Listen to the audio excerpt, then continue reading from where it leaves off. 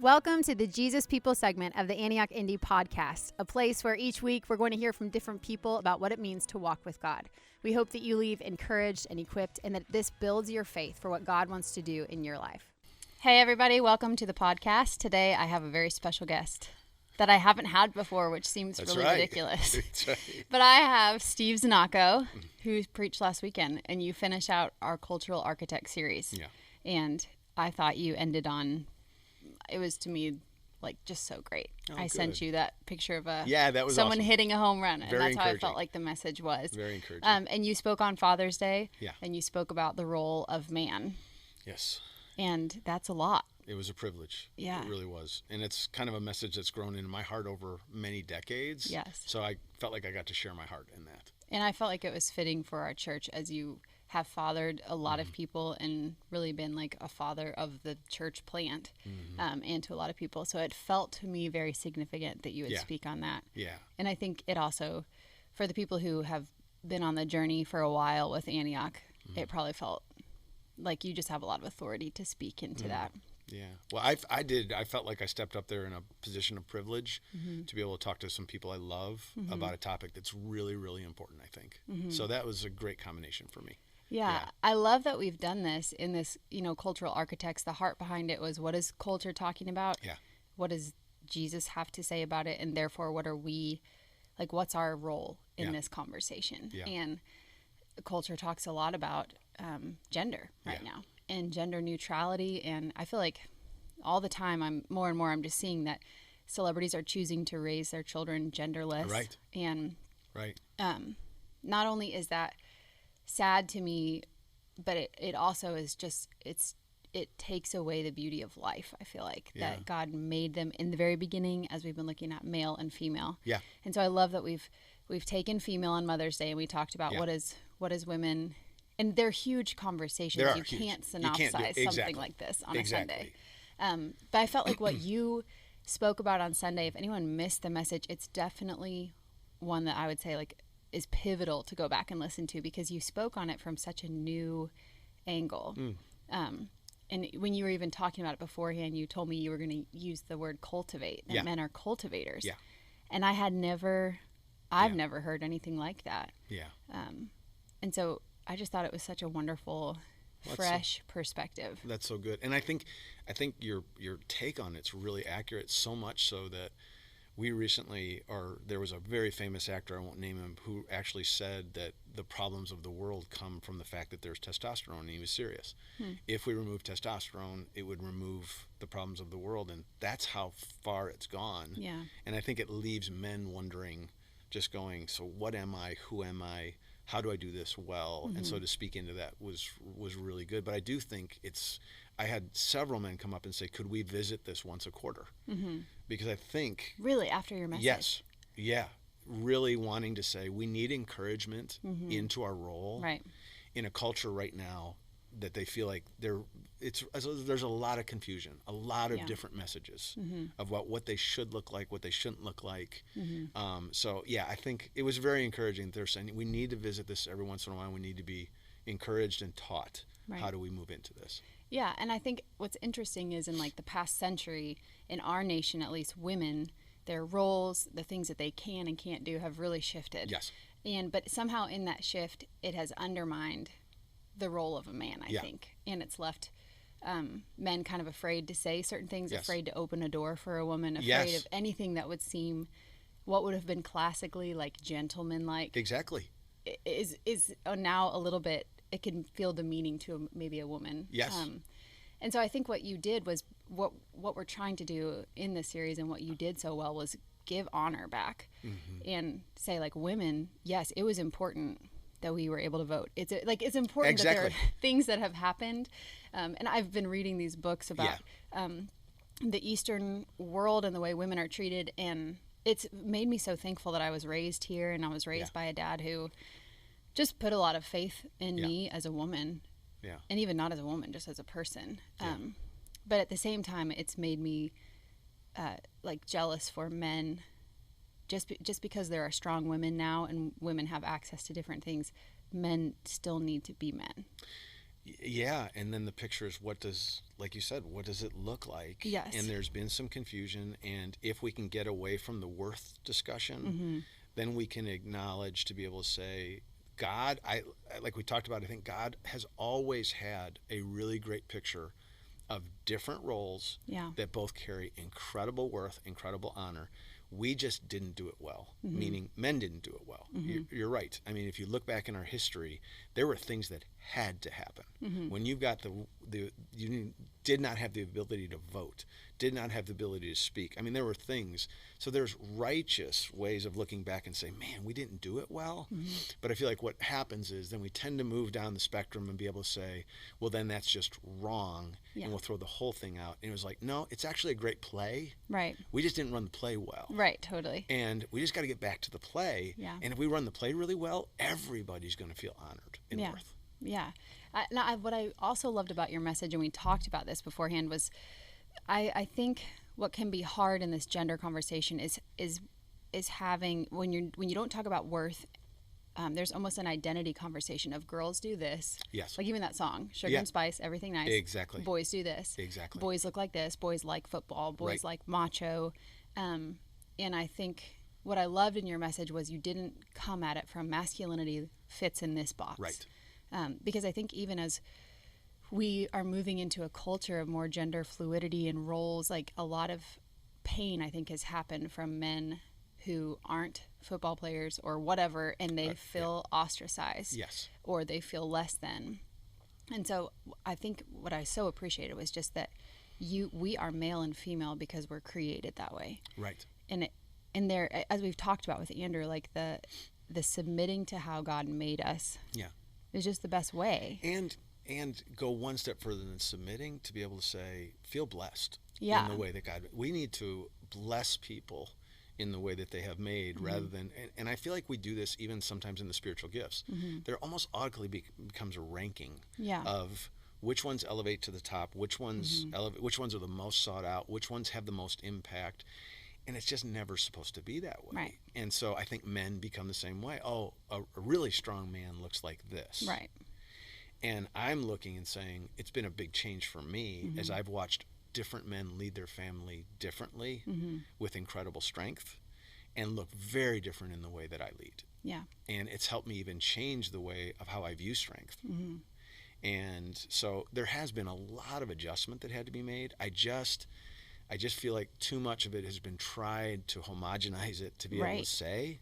And that's really dangerous because just take a cultural example of just saying something that had a great intention, which is like, and I don't want to get political on this, but there was that athletic thing in Title IX that was just said, well, unless you have an equal amount of girls in athletics and an equal amount of boys, you are losing sports.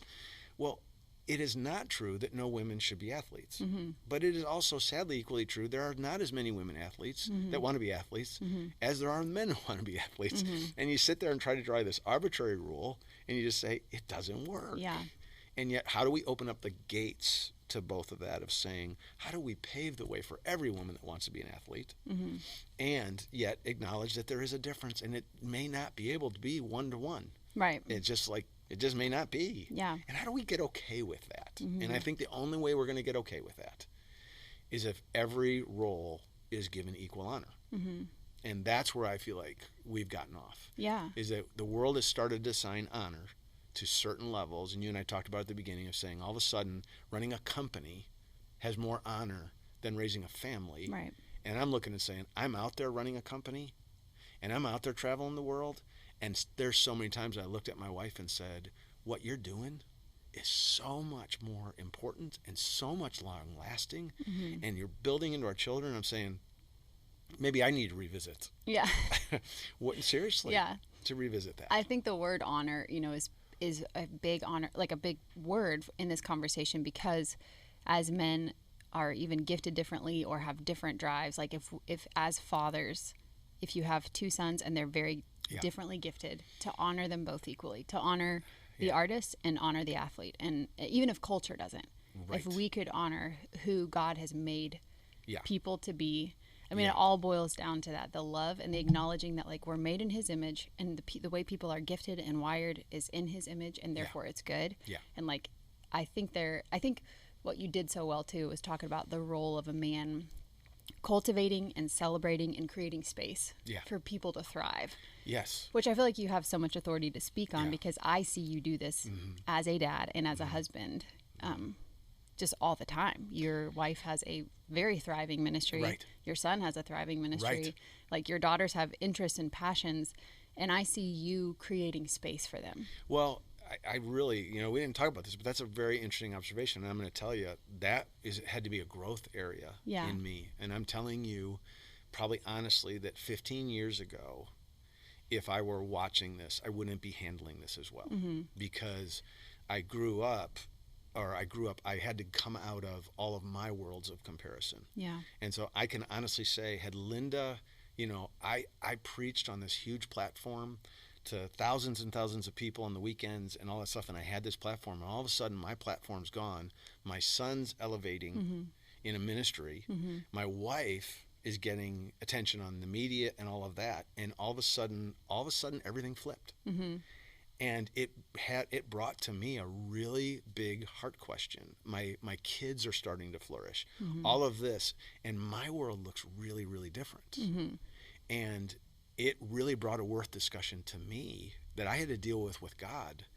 And it challenged me to change my paradigm because I had to go up against the world's paradigm and say, what do I embrace? Who am I? So it's an interesting paradigm that I had to do. And I want to say I had a lot of shifting to do over the years in getting away from comparison and measuring worth. Yeah. Which is so good because it's like we're exchanging basically through this whole thing the narrative the world gives us and the narrative that our flesh gives us for what the Lord's narrative is on how to be a woman, how to be a man, how to function in society, basically, and asking him. And one of the things you and I talked about was, for me, just as a woman, realizing that the man that I'm married to, I have so much respect for, not because he's perfect, but because he's humble. Yes. And I think what you're saying is like this humility of the task they've been given is what you said is impossible. Yes. So as a man, if there felt like there was pressure on Sunday, even hearing that, like, oh, I have to cultivate my family and serve them and do all these things. Exactly. It is an impossible role. Right.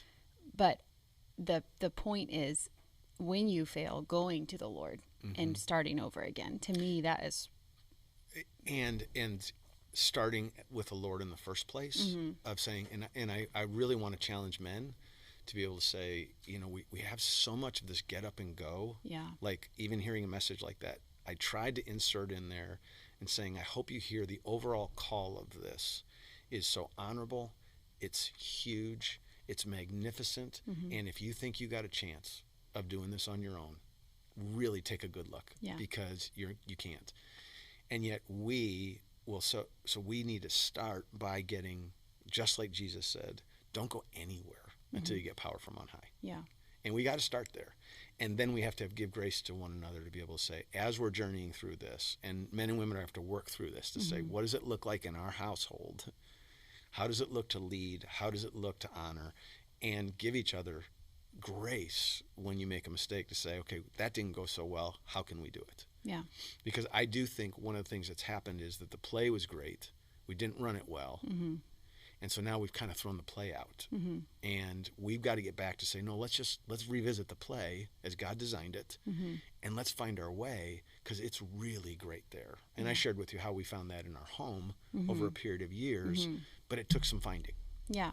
Why don't you share a little bit about that? You're talking about in the home, a man, like the husband role versus the wife role. Yeah, I didn't get to share it in the message, but I thought when I first created this message, it was really an important part because I realized here I am painting this great picture of awesome roles for men, which is really cool, and I wanted to do that.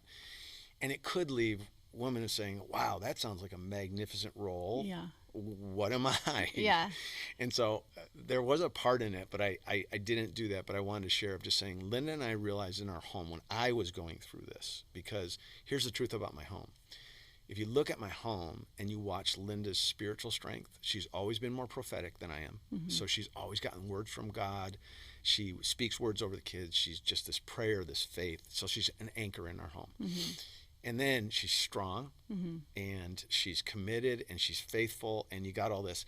And here's the truth. I faced and I looked and I said, I believe in God's plan that I'm a cultivator, that I'm a leader, that I'm a protector.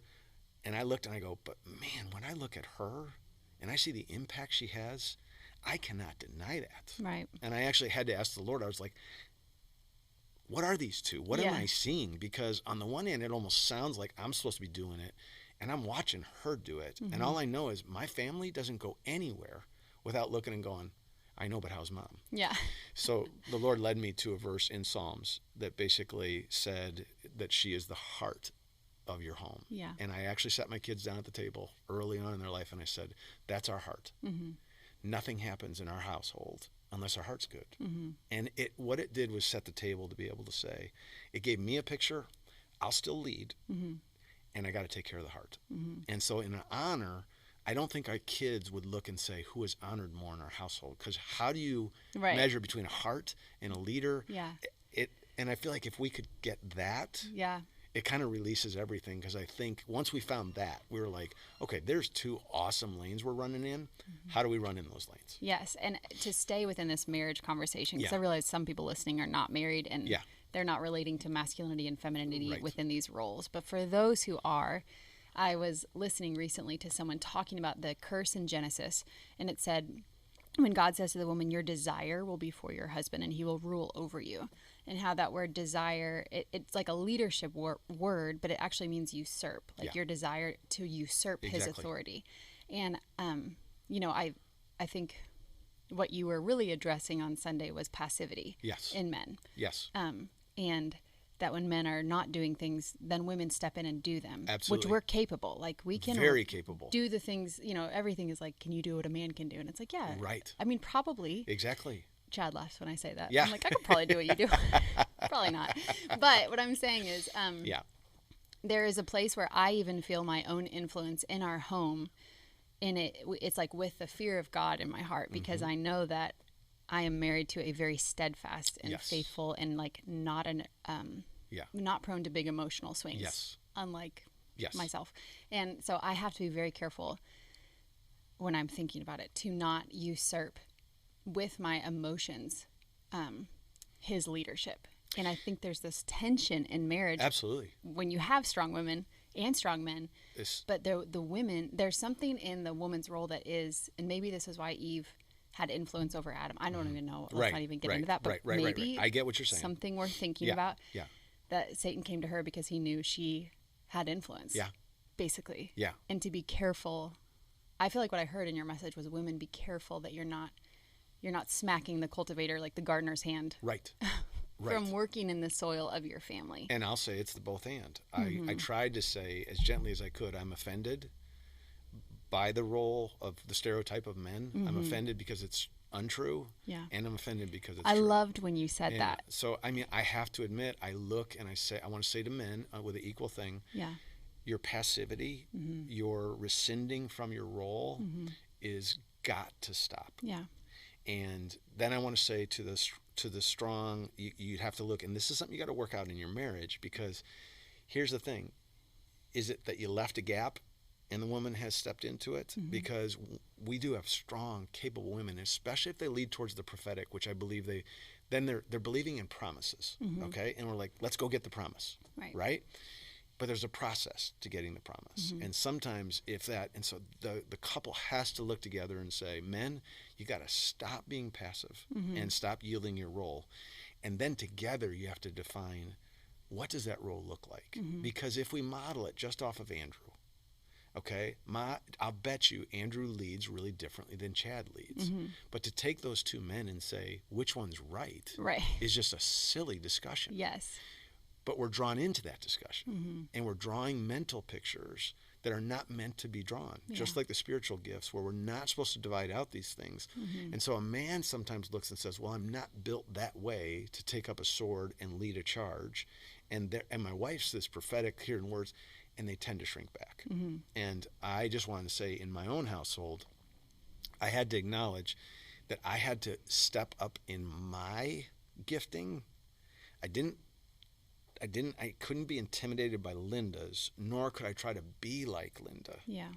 I had to step up into mine, and I needed space from her to be able to allow me and to affirm that my leadership, how it would look, would be affirmed. And that's tricky, because if you've had a marriage that has struggled with yielding that, if your man has been passive and all of a sudden he starts to step up and lead, he's not going to do it perfectly right away. Right. And the tendency for a strong woman is to say, well, that didn't go very well, and maybe for 5 years we've not doing this, so I don't know that I'm sitting around waiting. Yeah.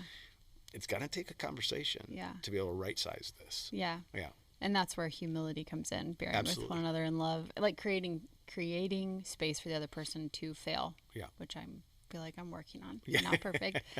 So like if we move away from marriage and gender, and we're looking at the world and gender, and even life groups, like men leading relationships, like there's a way that this has to work out without the context of the home, if that makes sense, or when it's not in the home yet, and how to affirm men even in our like young adult life groups, and when they're not married, and we encourage, like, what is that? Do you have thoughts on that? What does that look like for a man who's single to operate as a man in his like work environment or his friendships and things like that? Yeah.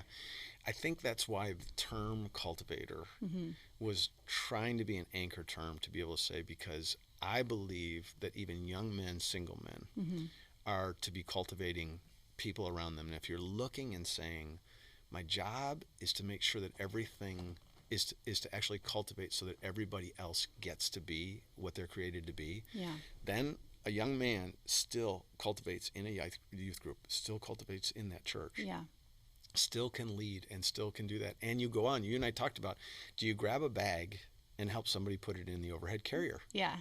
And I'm saying, do it. Not many people do. Exactly. And I'm always struggling with all my kids on planes. I'm amazed by the people who watch me. Exactly. Like, you could get up. Anyway. And I'm saying, but there is a point of saying, okay, I'm going to be okay with the fact that in terms of physical strength, this is one difference. I mean, believe it or not, that discussion is even happening. Is there even any physical differences? I have always thought in CrossFit, there's an RX weight for girls and guys, and it's different. And I'm like, how do we not acknowledge the fact that there's a 40-pound difference in what I'm snatching? Right. And you take this is the part that Andrew's done it really well. You've done it really well, where there's some silliness that we have to look and say, okay, you guys, even though the culture's buying into it, it's just not true. You can take women's basketball and look at the different size in the basketballs, the difference in the speed, and you just got to look and say, okay, look. There's something different. There's something different. And so I think what I hear you saying, it reminds me of like one of in my husband's life, when he started to follow the Lord, there was one guy who was around his age that he saw in their youth group who basically was demonstrating, I can live free of pornography. Yes. I can be hungry for God and not be ashamed. And I can truly, like, as much as he was able as a 16-year-old, be not girl crazy. Right. And not demeaning toward girls. Exactly. And that to Chad set a standard that I feel like it led him on this journey. And Chad has been that for other people since then. Yeah. But I think what you're saying in this like single manhood or wherever you find yourself, there's a role for men to still play regardless of a family. And I would even say a big one, because the discussions that I'm having behind the scenes out there in the world, because I've got my business and I do that, is nobody really thinks that the party line's working. Yeah. I mean, there's nobody that when you get down to it that doesn't talk about and say there's real differences. Yeah. But there's a fear of stepping out there and saying there's real differences. So you don't hear it in the public realm, but at the dinners, if you do it, everybody's laughing and going, of course there is. Yeah. I'm saying to young men, be bold and step up and say, if you can carry women in honor, if you can do it and be willing to say, and yes, there is a difference. I get that it may not be welcomed by the culture. My bet is it's going to be welcomed by women. Yeah. and I really believe that. You may get ostracized every once in 50 times. Yeah. But every time I've lifted a bag for a woman, the woman has been grateful. Yes. Every time I've lifted a door, I've not yet had anybody look at me and go, you know, anyway. So I just say, live our roles out. Yeah. But if we can't do it as cultivators, if we're looking like we're being kings and not cultivators, that's where we got it wrong. Yeah. So. Yeah, and I like that you said that in the beginning. You talked about the difference between the the God-given role of men leading being abused into kingship or lordship.